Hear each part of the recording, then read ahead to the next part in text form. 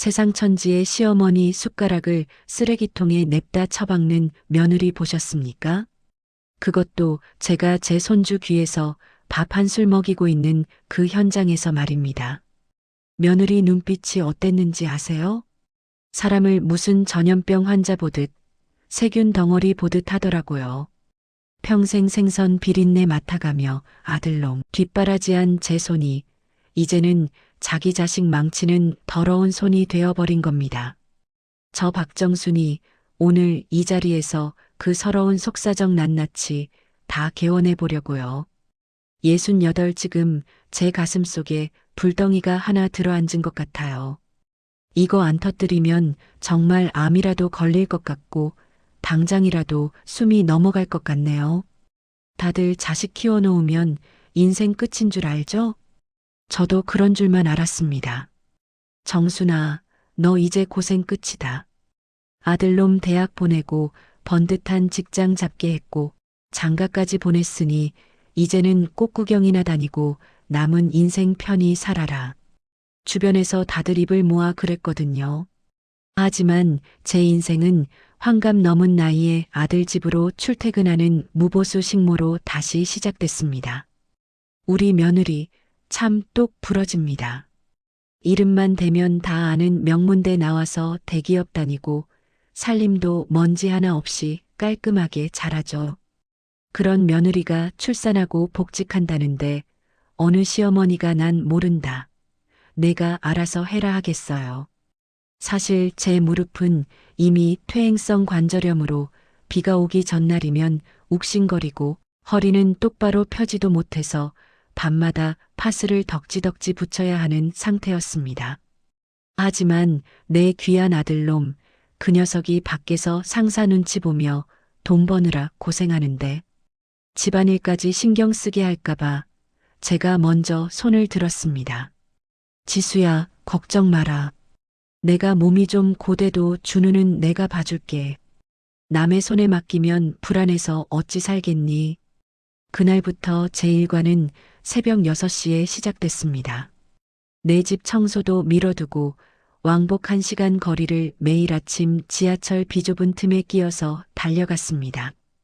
출근길 젊은 사람들에게 치이고 가방에 발을 밟혀도 우리 강아지 준우 보러 간다는 생각 하나로 버텼습니다. 아들 집에 도착하면 제가 애만 보나요? 준우가 잠시라도 잠들면 제 허리 부러지는 줄도 모르고 싱크대에 산더미처럼 쌓인 설거지를 다 해치웁니다. 며느리가 바빠서 못 치우고 나간 거실 바닥을 무릎으로 기어다니며 닦았어요.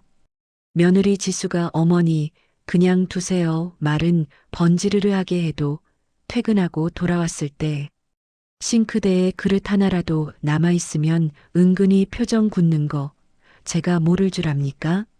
아들놈 퇴근해서 좋아하는 밑반찬 집어먹는 거 보고 싶어서 시장 바다가 나물 무치고 멸치 볶고 손가락 마디마디가 굵어지도록 움직였습니다. 내 손마디가 왜 이렇게 됐는지 그 아들놈은 알까요? 그런데 어제 그 사건이 터진 겁니다.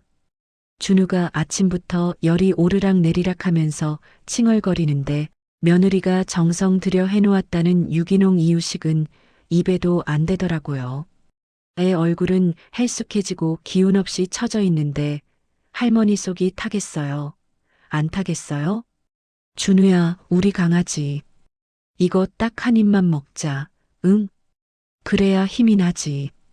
달래고 달래다가 도저히 안 되겠다 싶어 따뜻한 물에 흰밥을 보들보들하게 말았습니다.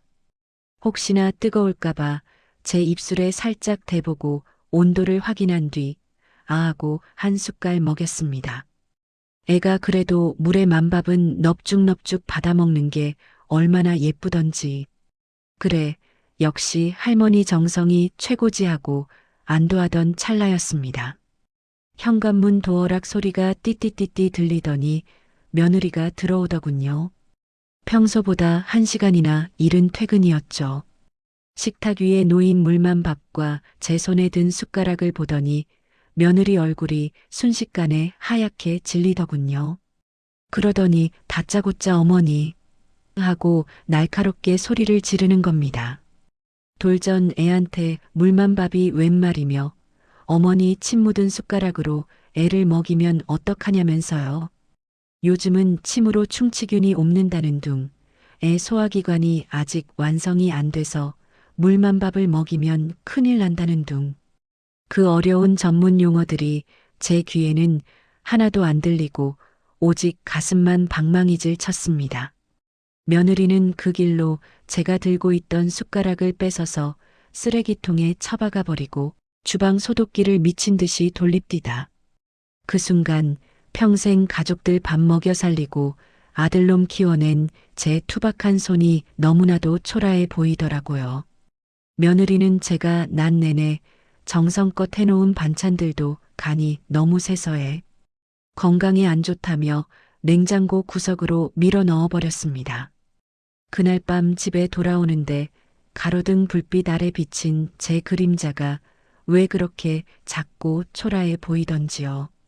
박정순, 너 지금 여기서 뭐 하고 있는 거니? 싶어 한참을 길가에 서서 소리 없이 울었습니다. 찬바람이 쌩 부는데 제 가슴속은 그보다 더 시렸습니다. 며느리가 그 숟가락을 쓰레기통에 내팽개치고 주방 소독기를 미친 듯이 돌릴 때 그 위잉 소리가 제 귀에는 마치 비웃음 소리처럼 들렸습니다. 어머니 손은 더러워요. 어머니 방식은 천해요. 라고 소리치는 것 같았죠. 그 소리를 듣고 서 있는데 불현듯 30년도 더 된 그 옛날 시장 바닥에서의 기억이 파도처럼 밀려오더군요. 여러분, 제가 우리 아들을 어떻게 키웠는지 아세요? 30도 안 된 나이에 남편 앞세우고 등에 업힌 젖먹이 아들 하나 살리겠다고. 제가 선택한 건 안동시장 바닥의 생선 좌판이었습니다. 겨울이면 안동 칼바람이 얼마나 매서운지 아세요?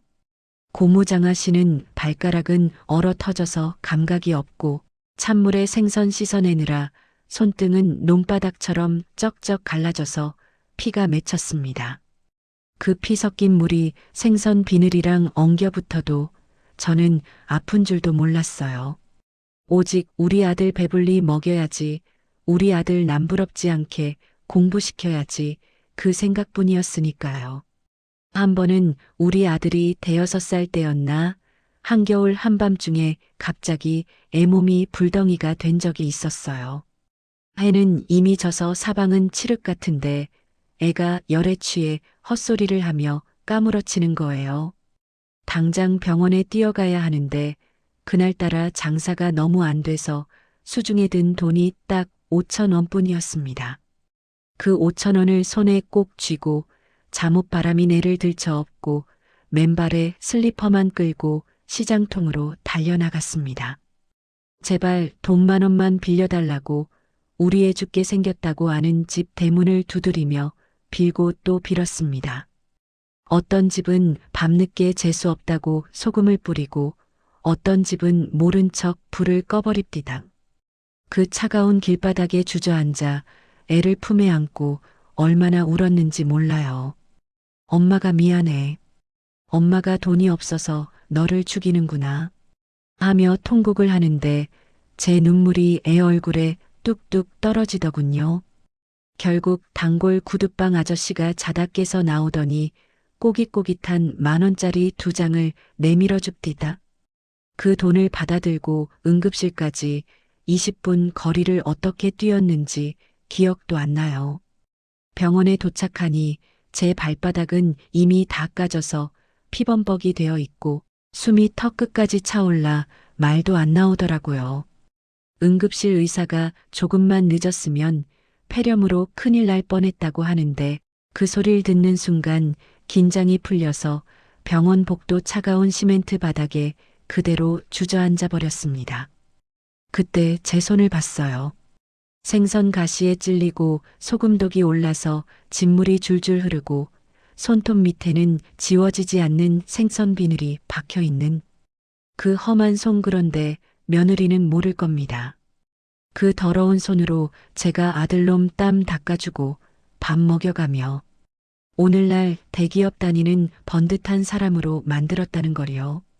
제가 만약 그때 내 손이 더럽네, 세균이 많네 따지며 몸 사렸으면 우리 아들이 지금 그 자리에 앉아 있을 수 있었을까요?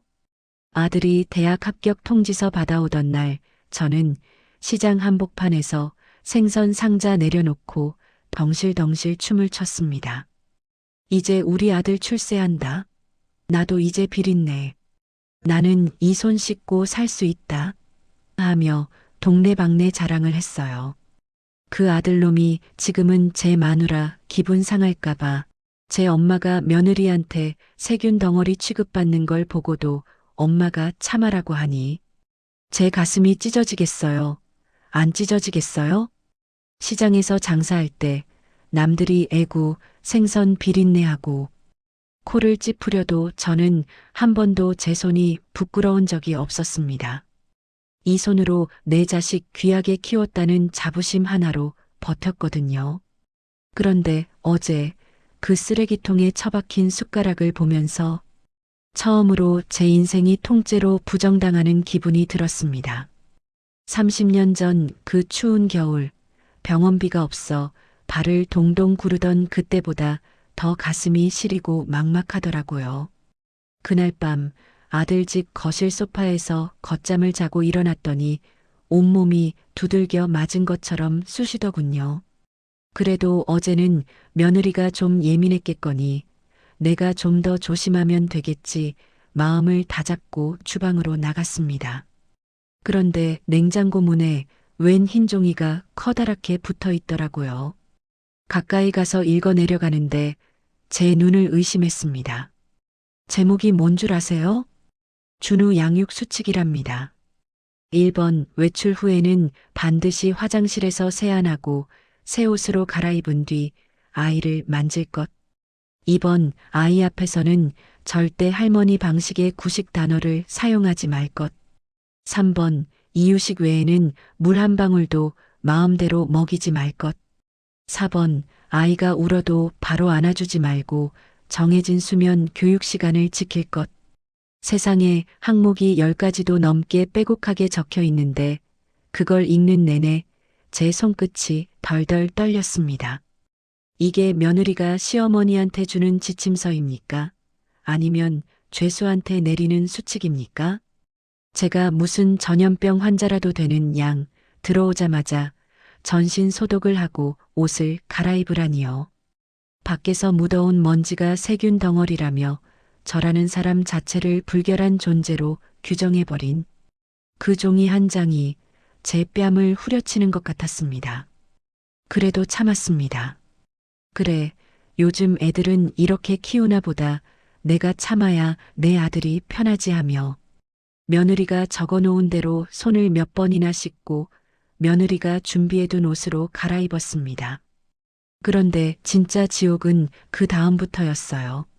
점심때쯤이었나 준우가 잠을 안 자고 하도 자지러지게 울길래 달래려고 가슴을 톡톡 치며 옛날 동요를 좀 불러줬습니다. 우리 강아지 잘도 잔다. 멍멍멍. 그런데 갑자기 거실 천장 구석에 설치된 그 홈카메라 있잖아요. 요즘 젊은 부부들이 맘카라고 부르며 핸드폰으로 집 안 들여다보는 거. 거기서 며느리 목소리가 갑자기 스피커를 타고 쩌렁쩌렁 울리는 겁니다. 어머니, 준우 지금 수면 교육 중이라 안아주면 안 된다고 수칙에 써놓았잖아요. 그리고 노래 부르지 마시고 거기 선반 위에 있는 백색 소음 기계 3단으로 틀어주세요. 아까 기저귀 가실 때도 손 소독제 안 쓰시는 거 다 봤어요. 제발 좀 지켜주세요. 심장이 덜컥 내려앉아 그 자리에 주저앉을 뻔했습니다. 회사에서 일한다는 며느리가 핸드폰으로 저를 실시간으로 지켜보고 있었던 거예요. 제가 애를 안고 무슨 말을 하는지, 밥은 몇 숟갈을 주는지, 심지어 제가 거실에서 한숨을 쉬는지까지 일거수일투족 감시당한다고 생각하니 숨이 턱 막혔습니다. 내가 내 아들 집에서 내 손주를 보면서 왜 창살 없는 감옥에 갇힌 죄수처럼 눈치를 봐야 하는 걸까요? 도저히 참다 못해 저녁에 퇴근한 아들을 붙잡고 울음을 터뜨렸습니다. 야, 이놈아. 내가 이 집 도우미냐? 아니, 도우미도 이렇게는 감시 안 당할 거다. 내가 며느리 눈치 보느라 숨도 크게 못 쉬겠어. 내가 뭘 그렇게 잘못했니? 내 새끼, 내 손주 귀에서 한 일들이 왜 다 죄가 돼야 하느냐고. 그런데 제 아들놈, 제가 피눈물 흘리며 키운 그 아들이 제 가슴에 대못을 박더군요. 엄마, 요즘 애 키우는 게 옛날 같지 않아. 지수도 회사에서 스트레스 많이 받고 예민해서 그래. 엄마가 좀 맞춰주면 안 돼? 그리고 솔직히 말해서 요즘 세상에 공짜로 애 봐줄 사람 엄마밖에 없잖아. 다른 데 맡기면 돈이 얼마인데. 엄마가 조금만 참아줘. 공짜로 애 봐줄 사람 나밖에 없어서. 그 한마디에 저는 깨달았습니다. 아들에게 저는 엄마가 아니라 편리하고 저렴한 대체 인력일 뿐이었다는 거요. 아들놈 키워봐야 다 소용없다는 옛말, 그게 제 인생의 결론이 될 줄은 정말 몰랐습니다. 며느리는 한술 더 뜨더군요. 주방에서 물을 한 잔 마시더니 저를 보지도 않고 툭 던집니다. 어머니, 정말 힘드시면 내일부터라도 도우미 부를까요? 근데 도우미 비용 한 달에 몇백인 거 아시죠? 저희 이번에 영끌에서 산 이 집 대출금 금리 올라서 힘든 거 아시잖아요. 어머니가 도와주셔야 저희가 살아요. 어머니도 준우 사랑하시잖아요. 사랑을 볼모로 잡고 제 노동을 착취하려는 그 영악함. 고맙다는 말 한마디 대신 우리 힘드니까 참아라는 그 태도에 저는 치가 떨렸습니다. 그날 밤 아들 집 소파에 누워 뜬 눈으로 밤을 지새우며 결심했습니다. 정순아, 너 여기서 뭐하니? 여기가 내 자리니? 수천 번을 묻고 또 물었습니다. 새벽 5시 창밖이 푸르스름하게 밝아올 때 저는 결심했습니다. 도저히 더는 안 되겠다 싶었죠. 여기서 하루만 더 버티다가는 며느리를 미워하는 게 아니라 평생 자식 위에 살아온 저 자신을 증오하게 될 것 같더라고요. 내 자존감이 바닥을 치다 못해 지하실까지 뚫고 들어가는 기분, 여러분은 아시려나요? 조용히 일어나 소리나지 않게 제 짐을 챙기기 시작했습니다. 가져온 거라고는 갈아입을 옷 몇 벌과 약봉지, 무릎 보호대, 그리고 손주 녀석 주려고 집에서 정성껏 싸온 멸치볶음통이 전부였는데 그 가방이 왜 그렇게 천근만근 무겁게 느껴지던지요. 주방 식탁 위에 놓인 메모지를 한 장 찢었습니다. 손이 떨려서 글씨가 비뚤비뚤했지만 한자 한자 제 심장을 깎는 마음으로 꾹꾹 눌러 썼습니다. 지수야, 내 말이 맞다. 내가 옛날 사람이라 내 육아 방식을 도저히 못 따라가겠구나. 너희 집 귀한 자식, 내가 내 무식한 방식으로 망치면 안 되니까 오늘부터는 너희 부부가 알아서 키우렴. 나도 이제 내 쑤시는 무릎 좀 고치고 내 인생 좀 살아야겠다. 반찬은 냉장고 구석에 밀어둔 거 아까우니까 너희끼리 먹든지 버리든지 해라. 짐 가방을 메고 현관문을 나설 때 잠든 손주 녀석 방을 한번 들여다봤습니다. 자는 모습이 천사 같아서 발걸음이 잠시 떨어지지 않았지만 이를 악물었습니다. 준우야, 할머니가 미안하다. 근데 할머니도 좀 살아야겠다. 내가 죽어야 너를 보는 게 무슨 소용이겠니?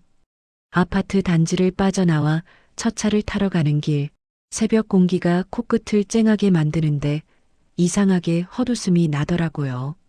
지하철역으로 향하는 제 발걸음이 그렇게 가벼울 수가 없었습니다. 어깨를 누르던 그 무거운 짐이 한순간에 날아간 기분이었죠. 집으로 돌아오는 버스 안에서 창밖을 보는데 눈물이 하염없이 흐르더군요. 손주가 눈에 밟혀서 우는 게 아니었습니다.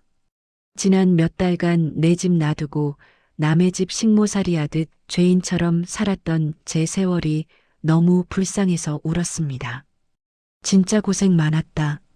저 자신에게 그 말을 해주는데 목이 메어오더라고요. 막상 내 집 현관문을 열고 들어오니 그 쾌쾌한 사람 냄새 나는 내 낡은 집이 대궐보다 더 편안하대요. 내 맘대로 숟가락 놓고 내 맘대로 발 뻗고 누울 수 있는 이곳이 천국이었습니다. 그날 오후부터 전화가 수십 통이 오더군요. 아들은 엄마 미쳤어? 지금 애는 누가 봐? 지수 연차 쓰고 회사에서 난리 났단 말이야.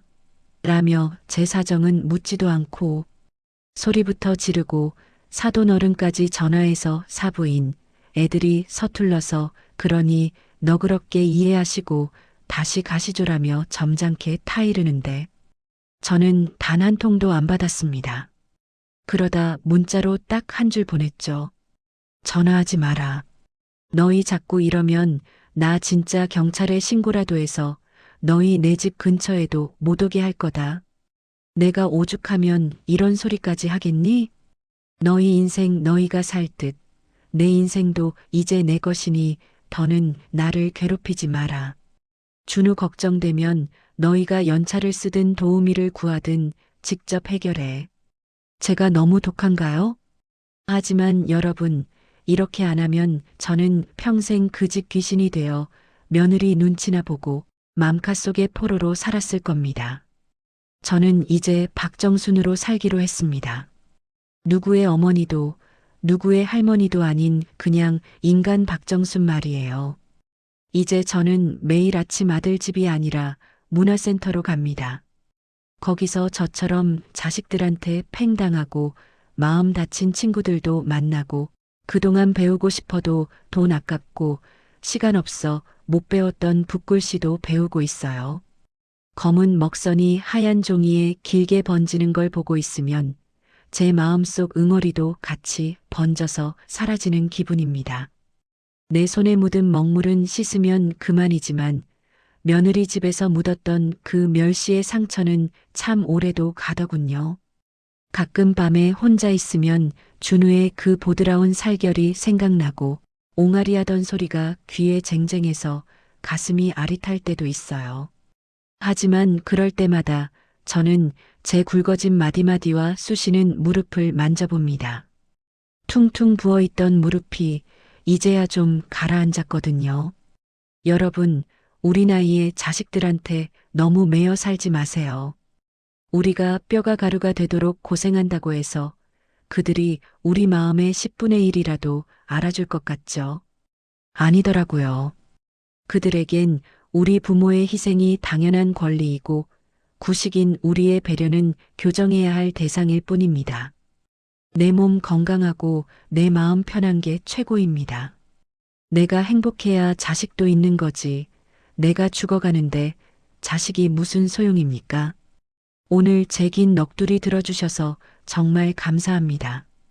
제 이야기가 서글펐을 수도 있고 누군가에겐 속 시원한 사이다 같았을지도 모르겠네요. 여러분은 이 상황에서 어떻게 하셨을지 아니면 비슷한 경험이 있으신지 궁금합니다. 우리 같은 할머니들이 서로 토닥이며 위로하며 살아야 하지 않겠습니까? 자식 걱정은 이제 그만 접어두고 오늘은 본인을 위해서 가장 맛있는 거 꼭 챙겨 드세요. 여러분의 인생은 여러분의 것입니다. 저 정순이도 이제 제 인생 찾아가겠습니다.